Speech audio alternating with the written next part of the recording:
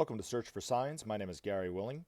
If this information interests you, please press the like and subscribe button and press the bell for notifications. Now, down throughout the ages, God has always been presented as a figure separate from his own creation. Throughout those same ages, certain men and women of power have asserted their position in between God and man, and therefore have discolored the view that man see in God. Now, they did it in order to assert their own power, to create more power for themselves, and in order to control the people of the time. Now, one of the masters, the master Jual, once said that the greatest triumph of the forces of evil was the monopolization of spirituality and religion. I don't subscribe to the fact that you have to practice a religious practice in order to become a more spiritual person and therefore know God.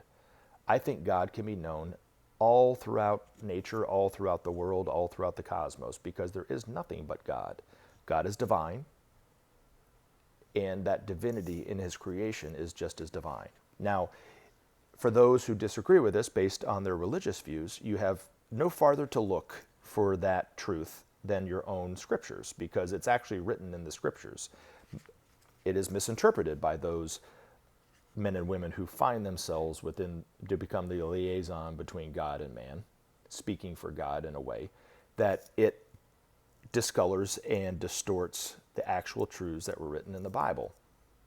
For instance, the path of return, that every man and woman without exception is working toward, whether they're aware of it or not, becoming a true manifestation of their own divinity, which is the soul. To put it in another way, we actually take what are called initiations or great expansions of consciousness in order to become perfect. Now, those people who subscribe to the Christian viewpoint, black or white, would say that that's blasphemous, but actually it was written in the Bible. The prodigal son was a fine example of that path of return, but also elements of Jesus' life were written in a way to point out the path of return, like the birth, the baptism, the transfiguration, the crucifixion, and of course the resurrection, and then the ascension. So those five, with the exception of the ascension, those five events in Jesus' life were written in such a way to point out the fact of the path of return for all of humanity. Now, as time goes on, people will start to see the Bible in a totally different light, without that intermediary speaking for God, and I put that "for God" in quotation marks. And we'll start to experience it God one-on-one within himself or herself. Now, the true freedom that will come in the future will come from the fact that men will know themselves as one with each other, and also one with God itself. Also, the freedom will only come from the fact that there is true justice in the world. By the only way that that's going to happen is through sharing of the world's resources, because you cannot discover God for yourself while you're literally starving to death. So Maitreya has made it very, very simple, but yet very, very clear that the only way forward for a man is to share the world's resources in order to create justice, to create peace, to create a future. Now, I am going to read another one of Benjamin Creme's master's articles, and it's entitled Man's Destiny, and it was published in Share International in September of 2008. I'm reading it out of A Master Speaks, Volume 2, page 107. When men awaken to their true potential, they will be amazed by the range of creativity which will become theirs. The audacity of their future will at first astound them, and will lead them into enterprises all but unimaginable today. Men will find that they are, in truth, potential gods. From the deep slumber of the past, men will awaken and slough off the heavy coat of ignorance, which for long has delayed their forward progress. Thus will it be. Man is now at the turning point in his long adventure in life on planet Earth. From now on, all progress will be the result of his considered will and reason. No longer will greed and competition impede his journey to perfection. No longer will war and want for millions degrade and stain his path. Never again will lawlessness and separation rule on planet Earth.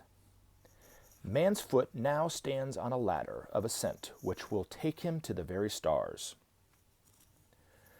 As we, your elder brothers, take our places beside you, you will see in us exemplars and be inspired to become like us. You will see that we know no competition, that we value all life in whatever form. You will see that we love without distinction or condition, and work only and always for the fulfillment of the plan. Men are destined by the plan to reach that same perfection.